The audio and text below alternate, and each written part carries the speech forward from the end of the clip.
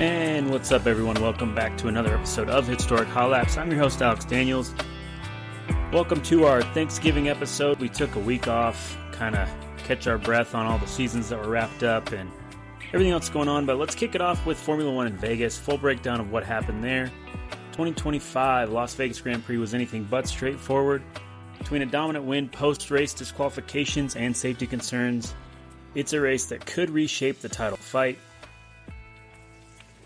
The 2025 Vegas GP came in hot, literally, under the neon lights on a strip circuit. The teams lined up for 50 laps of high-speed nighttime street racing. This race weekend was crucial to the championship battle, and the tensions built from qualifying through the checkered flag. Lando Norris started on pole, but right off the line, things got a little spicy. He tried to block Max Verstappen heading into turn 1, but ran wide. Verstappen took advantage, slipped around, and grabbed the lead early on. Once in front, Verstappen never really looked back. He stretched out his lead very quickly. The Red Bull driver controlled the pace, managing his car beautifully on the street circuit, and eventually built a gap that would define the race. This race, however, wouldn't go without contact. Bortoleto and Lance Stroll collided in turn 1, ending both of their days early on. That incident triggered a virtual safety car while marshals cleaned up the debris. Meanwhile, Lewis Hamilton, who started way back on the grid, made a remarkable climb early in the race. Verstappen pitted around mid-race, rejoining still comfortably ahead of everyone else. His pit strategy and pace management definitely paid off on this one. He stayed out front even as others switched tires. Norris, who had fallen back, tried to stabilize things, but he was nursing some kind of problem. Reports suggested it was a fuel issue. Couldn't mount a serious challenge against Verstappen. George Russell in that Mercedes held on for a strong finish as well, despite complaining of steering issues late in the race. So overall, your winner was Max Verstappen. Coming in second place was Lando Norris, and third on track was George Russell, 23 seconds behind Max Verstappen, which is crazy. You also had Kimi Antonelli from Mercedes looking strong. Charles Leclerc in that Ferrari made some good moves. And Williams with Carlos Sainz rounded off the top 5 on track. But there's where things get really interesting and controversial. After the race, the FIA carried out a technical inspection and found that both Lando Norris and Oscar Piastri, both McLaren cars, had excessive wear on their skid blocks, which violated the minimum thickness requirement. So the result from that was both McLarens were disqualified from the race classification. The disqualification had huge consequences as George Russell was promoted to P2, Kimi Antonelli moved to P3. McLaren did respond by apologizing, saying their wear stemmed from unexpected porpoising, also known as bottoming out, and limited practice time exacerbated the issue. For those who don't know, that's kind of a ride height situation, and a lot of that stuff is kind of dialed in practice, but there was limited practice time, so that's where they blame that. The FIA noted that McLaren argued mitigating circumstances, but ultimately, under the rules, disqualification was the only option. On top of that, Kimi Antonelli had received a 5-second penalty for a false start. The penalty affected his final classification as well. So let's cover some safety concerns. There was a scary moment after the debris cleanup early in the race. Track marshals were clearing the area around turn 1, but race control declared the track clear while they were still returning. Cars came screaming down, forcing marshals to scramble to safety. This incident sparked a lot of backlash about race control's handling of the situation, and it became a major talking point after the race. The week wasn't free of controversy even before the race began, though. During Friday's practice, a manhole cover on the circuit was reported to be loose, leading to red flags. The manhole cover thing, again, just wild to me. The FIA later inspected the covers overnight and welded down the problematic ones, plus 14 additional ones to prevent a repeat situation of the previous year. So let's talk about the title fight for the drivers right now. Verstappen's victory combined with McLaren's disqualification significantly tightened up this championship battle.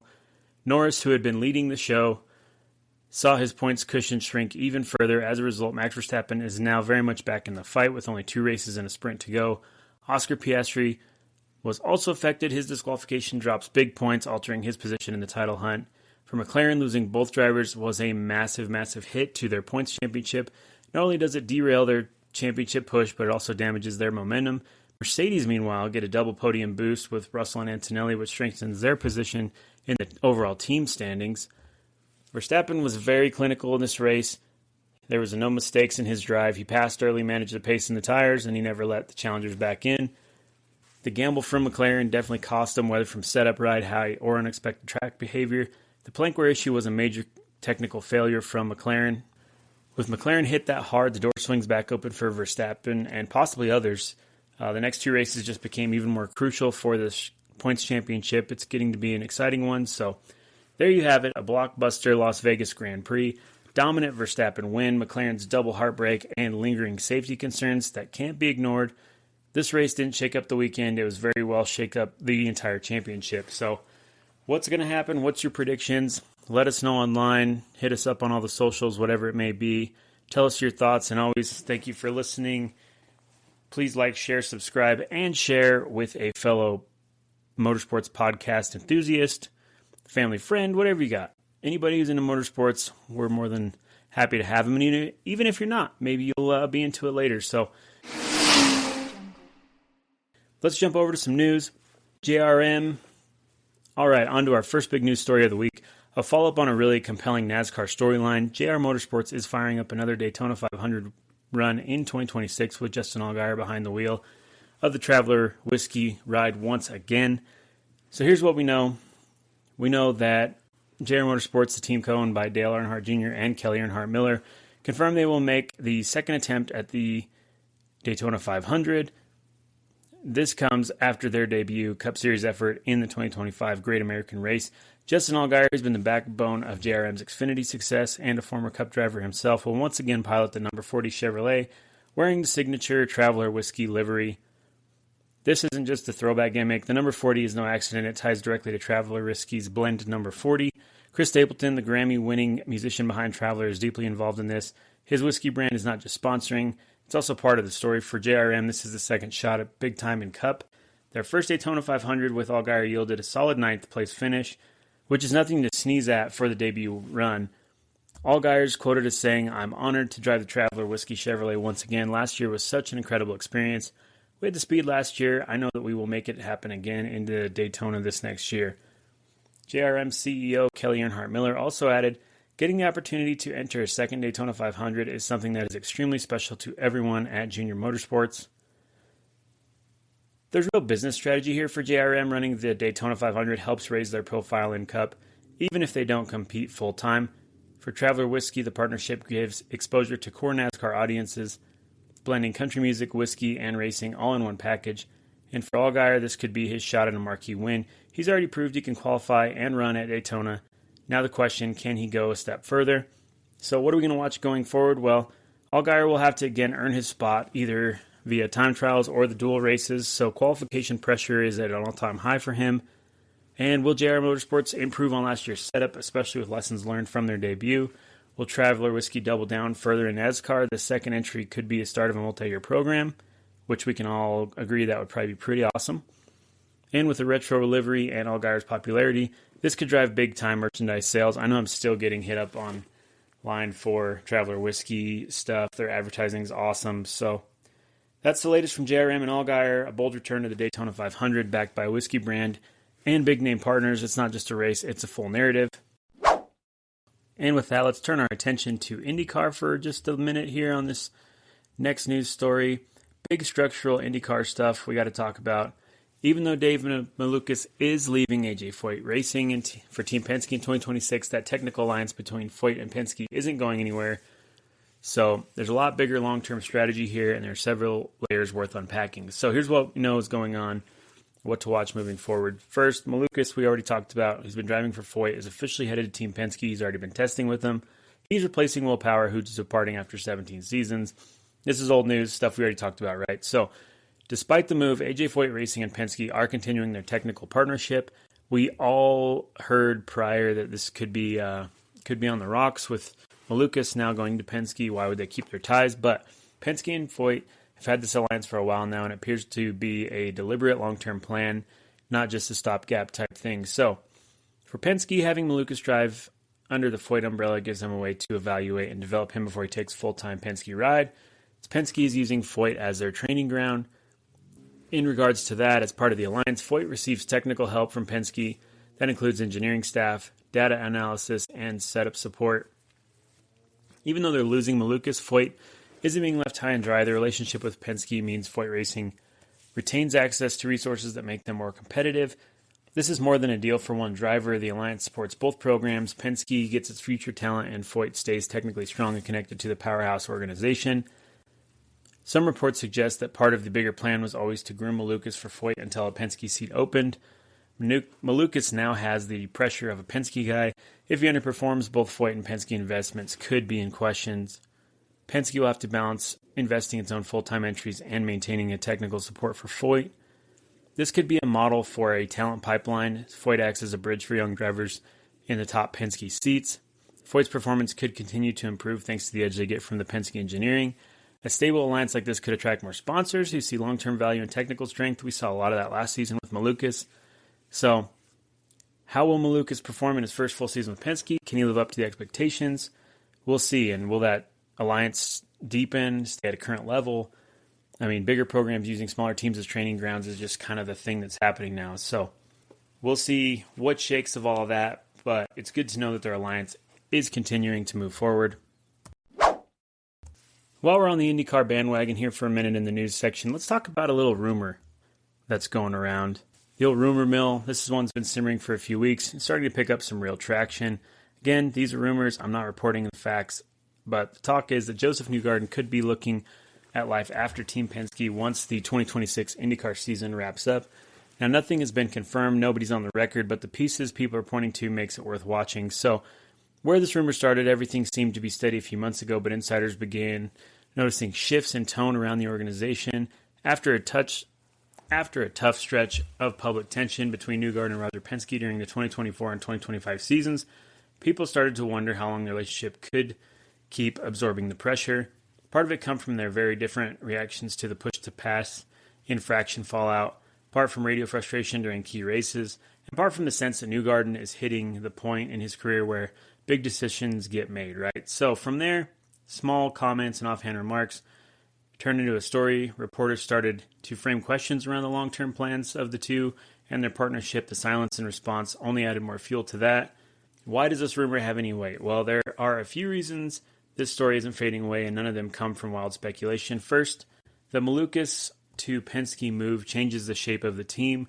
When you add a young, hungry driver who has been able to position himself good in long-term play, fans start asking who shifts when the dominoes fall. We already know with Will Power out, now your overall driver age is getting younger at Team Penske, and there's going to be more attention in that Malukas field. Second, Newgarden's contract runs through 2026.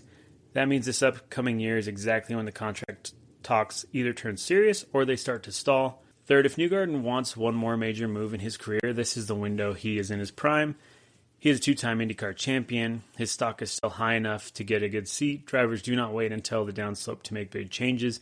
They do it with peak leverage. So if Newgarden were to leave after 2026, it would be the biggest team changes of the last decade. He's been the face of Penske's modern IndyCar program. He's a 500 winner. He's their championship anchor.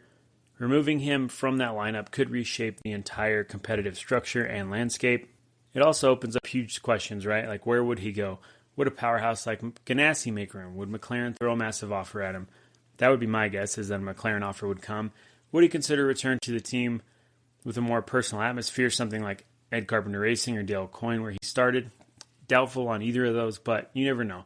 Or would he be looking beyond IndyCar entirely? He has been doing a lot of sports car stuff lately. A driver like Newgarden moves the needle wherever he lands.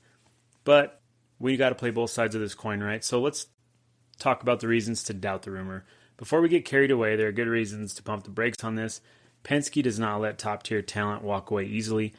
They build long partnerships, they offer stability, and Newgarden's best career years came from the team structure.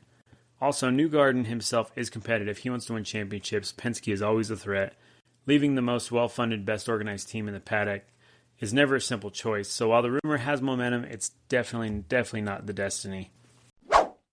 Let's turn our attention to Formula One again here for a minute. A big shakeup in the F1 paddock. Aston Martin has confirmed that Adrian Newey will step into the role of team principal starting in the 2026 season. This is a major move, not just for the team, but for the sport as a whole.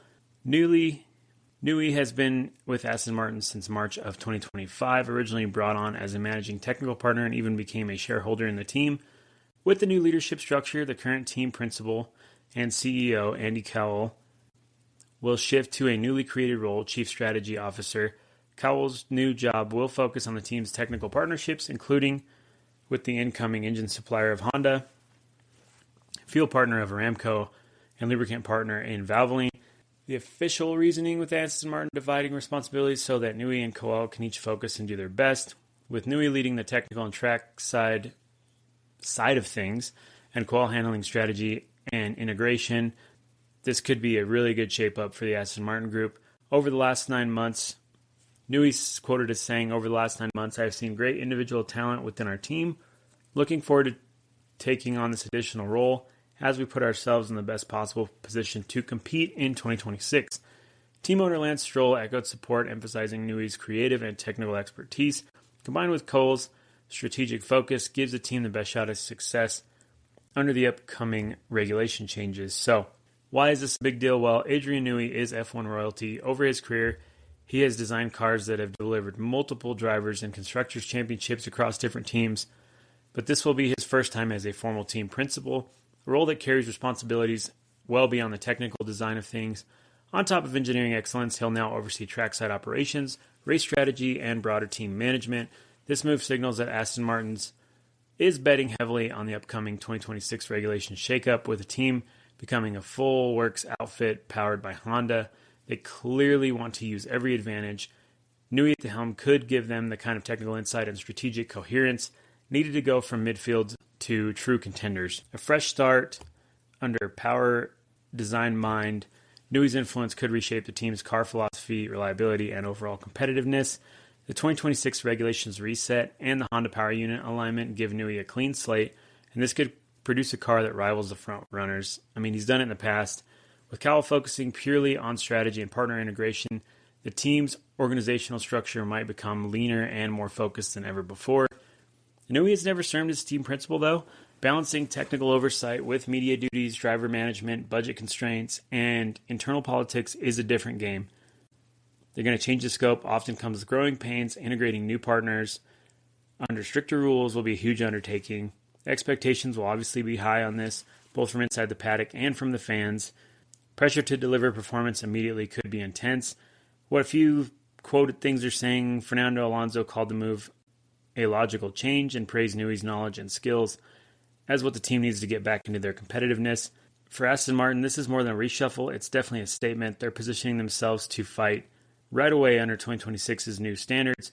Rumors swirl about other big names, like a potential role for former team bosses rumored to be available, but with Newey officially named, the speculation and mostly focused on what format and expanding leadership will take them. So how will Newey adapt is something we're going to have to watch. There's a lot of broad responsibilities that come with this role, but if anybody can do it, he can.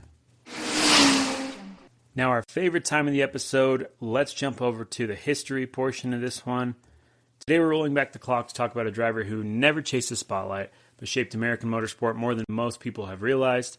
This is a story of Johnnie Parsons, a champion, a survivor, a racer who proved that grit and skill can carry someone a very long way. This is not just a tale of one Indianapolis 500 victory. It is a full career that spanned the dirt tracks, road courses, midget racing, and the golden age of the speedway. So, Johnnie Parsons was born in 1918 in Los Angeles. His family lived near booming California car culture of the time, which was filled with backyard mechanics, weekend racers, and small dirt tracks. For a kid with an interest in machines, this was the perfect playground. His real connection to motorsports began when his parents split. Parsons went to live with his father, who had deep connections to early racing scene.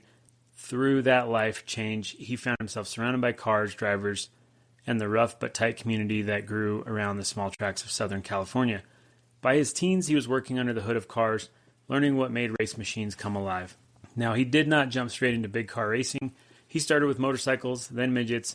Midget racing in California was fierce, crowded, and unforgiving. If you could win there, you could win anywhere.